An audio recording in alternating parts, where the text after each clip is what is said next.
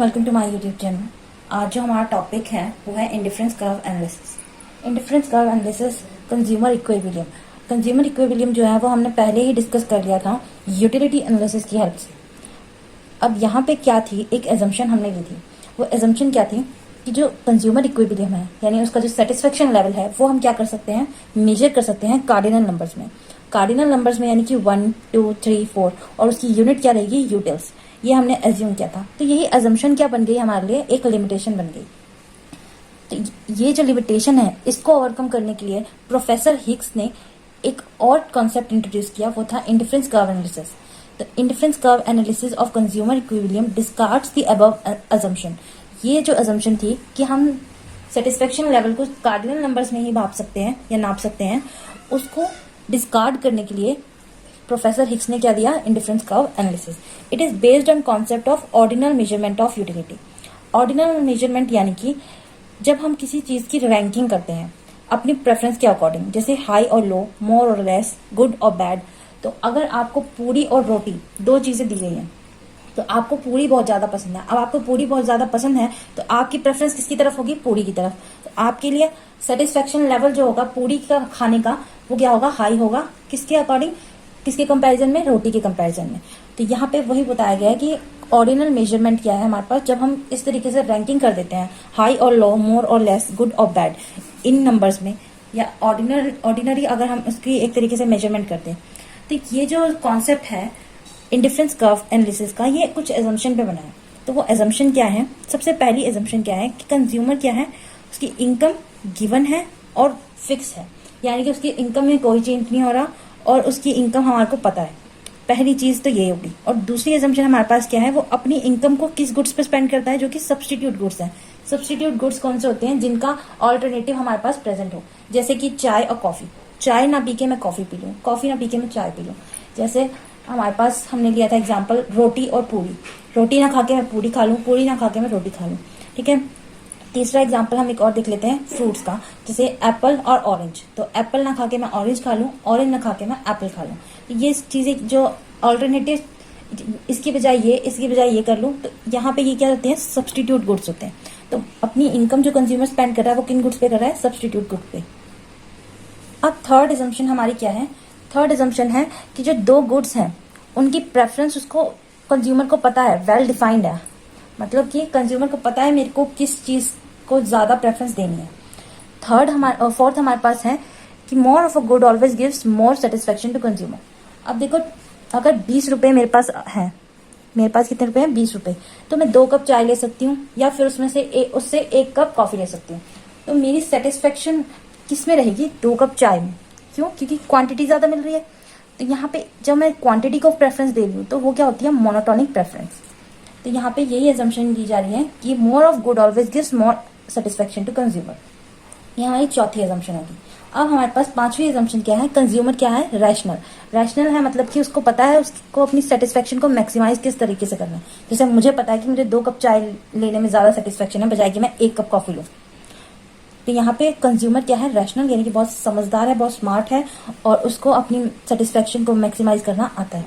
तो ये पांचवी एजम्पशन है। अब हमारे पास है कॉन्सेप्ट ऑफ इंडिफरेंस कर्व। देखो, कॉन्सेप्ट ऑफ इंडिफरेंस कर्व एक सिचुएशन बेस्ड है, ठीक है।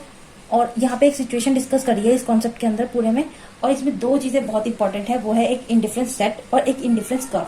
तो पहले इसमें हमारे पास टेबल आ जाता है, फिर आएगा हमारे पास ग्राफ। तो इस टेबल को समझने के लिए पहले हमने कंसीडर कुछ करा है, उस सिचुएशन को देख लेते हैं। तो consider situation where a consumer is spending his given income across goods A and B. यानी कि कंज्यूमर जो है अपनी गिवन इनकम को कहाँ स्पेंड कर रहा है, 2 गुड्स के ऊपर, जो कि ए है और बी है। और गुड ए को हमने लेट कर लिया है एप्पल और गुड बी को हमने लेट कर लिया है ऑरेंज। अब ये एप्पल और ऑरेंज क्या होगी, दोनों सब्स्टिट्यूट गुड्स, दोनों फ्रूट्स हैं। मैं एप्पल नहीं खा के ऑरेंज खा लूंगी, ऑरेंज नहीं खा के एप्पल खा लूंगी। तो ये जो टेबल है ये क्या शो कर रहा है, डिफरेंट कॉम्बिनेशन शो कर रहा है। किस चीज के, क्वांटिटी के, कि नंबर ऑफ एप्पल्स कितने खाऊं और नंबर ऑफ ऑरेंज कितने खाऊं, कि हर लेवल पे सेटिस्फेक्शन सेम हो। अब लेवल ऑफ सेटिस्फेक्शन यहाँ पे हर कॉम्बिनेशन में सेम है। तो ये जो सेट, ये कॉम्बिनेशन ए है, कॉम्बिनेशन बी है, कॉम्बिनेशन सी है, कॉम्बिनेशन डी है, ये क्या है, हमारे पास सेट्स हैं। यानी कि 1 एप्पल एंड 10 ऑरेंजेस का एक सेट हो गया, 2 एप्पल 7 ऑरेंजेस का एक सेट हो गया, 3 एप्पल 5 ऑरेंजेस का एक सेट हो गया, 4 एप्पल 4 ऑरेंजेस का एक सेट हो गया। तो यहाँ पे A B C D जो कॉम्बिनेशन हमने लिखे हैं ये क्या है हमारे पास सेट्स। अब देखो जैसे जैसे हमने एप्पल की क्वांटिटी इंक्रीज करी वैसे वैसे हमको ऑरेंजेस की क्वांटिटी डिक्रीज करनी पड़ी। 10 से 7, 7 से 5, 5 से 4, जैसे जैसे हमने एक एक क्वांटिटी एप्पल की बढ़ाई। ठीक है, तो आई होप आपको समझ आ रहा होगा कि हमारे पास इंडिफरेंस जो सेट है वो हमारे पास और कुछ अलग नहीं है, वो कॉम्बिनेशन ही है। ये combination A B C D जब हम इसको इस तरीके से लिख देंगे ना, इसको हम इस तरीके से लिख देंगे 1 और 10 और ये क्या हो गया हमारे पास एक इंडिफरेंस सेट। अब इस इंडिफरेंस सेट की हम डेफिनेशन देख लेते हैं जो कि बहुत इंपॉर्टेंट है। It is a set of those combination of two goods. वो दो गुड्स का कॉम्बिनेशन है जो क्या करता है which offer same level of satisfaction, यानी कि हर लेवल पे सेटिस्फेक्शन क्या रहेगी सेम। जैसे हमने देखा था टेबल के अंदर कि हमारे को हर लेवल पे सेटिस्फेक्शन क्या थी, कॉम्बिनेशन A पे B पे C पे D पे सारे लेवल्स पे सेटिस्फेक्शन सेम थी। तो यही है हमारे पास इंडिफरेंस कर्व सॉरी सेट। अब हमारे पास नेक्स्ट आ जाता है इंडिफरेंस कर्व। तो वही टेबल जब मैंने प्लॉट कर दिया, एक ग्राफिकल रिप्रेजेंटेशन दे दिया उसको, तो वही क्या कहलाता है इंडिफरेंस कर्व। इस इंडिफरेंस सेट्स को एक ग्राफिकल रिप्रेजेंटेशन देना ही इंडिफरेंस कर्व है। एक बारी इस टेबल को देख लो। ये जो टेबल है हमारे पास यहाँ पे है 1 2 3 4 एप्पल्स और ऑरेंजेस क्या है 10 7 5 एंड 4। इन्हीं को क्या कर दिया हमने प्लॉट कर दिया। 1 पे 10, 2 पे 7, 3 पे 5, 4 पे 4। देखिए यहाँ पे 1 पे 10, 2 पे 7, 3 पे 5, 4 पे 4। तो ये क्या कर दिया हमने प्लॉट कर दिए एप्पल्स और ऑरेंजेस। ठीक है, यानी गुड A और गुड B। तो ये जो हमारे पास पॉइंट्स कॉम्बिनेशंस के पॉइंट्स बन के आए हैं, ये क्या बन गया हमारा इंडिफरेंस कर्व। तो ये हमारा क्या बन गया इंडिफरेंस कर्व। इसकी डेफिनेशन बहुत इंपॉर्टेंट है, तो बहुत लंबी डेफिनेशन है, इसको याद रख पाना बहुत मुश्किल हो जाएगा, इसलिए आपको छोटी इसकी डेफिनेशन जरूर बतानी चाहिए। तो indifference curve is diagrammatic presentation of indifference set, this is it. इतना भी अगर आप डेफिनेशन के अंदर लिखेंगे तो भी बहुत है। अब ये क्या है हमारे पास पूरी एक्सप्लेनेशन है एक तरीके से देखा जाए तो। देखो a curve which is a diagrammatic representation of a indifference set, यानी कि इंडिफरेंस सेट्स की डायग्रामेटिक रिप्रेजेंटेशन को क्या कहते हैं इंडिफरेंस कर्व। और ये शो क्या करता है different combination of two commodity, दो कमोडिटी की डिफरेंट कॉम्बिनेशन। और फिर उसके बाद हमारे पास क्या है जहाँ पे क्या होता है between which consumer is indifferent, यानी हर लेवल पे अलग अलग क्वांटिटी खा रहा है वो। यहाँ पे हमारे पास है sorry 1 of Apple 10 of orange. यहाँ पे हमारे पास 2 ऑफ एप्पल 7 ऑफ ऑरेंज।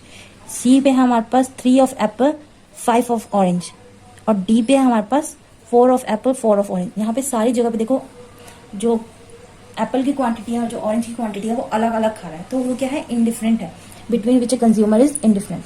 और each combination offer him same level of satisfaction. यहाँ पे जो हर लेवल पे उसको सेटिस्फेक्शन मिल रही है वो इक्वल है, बट स्टिल वो इक्वल है। तो यही है हमारे पास इंडिफरेंस कर्व। इसकी जो है प्रॉपर्टीज बहुत इंपॉर्टेंट है। इसकी अजम्पशन और प्रॉपर्टी अगर आप लिखेंगे क्वेश्चन का एक्सप्लेन करते हुए तो बहुत अच्छे मार्क्स आप गेन कर सकते हैं। प्रॉपर्टीज क्या है हमारे पास, ICR नेगेटिवली स्लोप डाउनवर्ड। ये देखो कैसे आ रही है, इस तरीके से नीचे की तरफ आ रही है। सबसे पहली प्रॉपर्टी तो यही होगी कि स्लोप्स डाउनवर्ड। सेकेंड है हमारे पास कि कन्वेक्स टू ओरिजिन। अब ये इस तरीके से है तो ये क्या होगी कॉन्वेक्स। हमने PPC कर्व पढ़ा था जो कि इस तरीके से था और वो था कॉनकेव। तो यहाँ पे हमारे पास इस तरीके से है तो वो क्या हो गया कॉन्वेक्स टू ओरिजिन। थर्ड हमारे पास प्रॉपर्टी है नेवर टचेस और इंटरसेक्ट। अगर मैं और भी ICs के आसपास बना दूं, यहाँ पे मान लो मैंने एक IC ड्रॉ कर दिया, एक IC मैंने यहाँ पे ड्रॉ कर दिया, तो क्या होगा वो कभी भी दो या तीन जितने भी IC आप बना दो वो कभी भी इंटरसेक्ट नहीं करेंगे। इंटरसेक्ट क्यों नहीं करेंगे, क्योंकि हर कॉम्बिनेशन अलग होगा, हर सेट अलग होगा, तो उसका इंटरसेक्ट करने के चांसेस ही नहीं है। अब फोर्थ है हमारे पास कि higher IC represent higher satisfaction, यानी जो सबसे ऊपर वाला IC होगा वो सबसे ज्यादा सेटिस्फेक्शन देगा। क्यों, क्योंकि गुड्स या फिर क्वांटिटी जो है ज्यादा होगी जो हायर में होगा। तो higher IC represent higher satisfaction और lower IC represent lower satisfaction. इसके बाद हमारे पास फिफ्थ प्रॉपर्टी क्या है, IC touches neither X nor Y, ना ही वो कभी X को टच करता है ना ही कभी Y को टच करता है।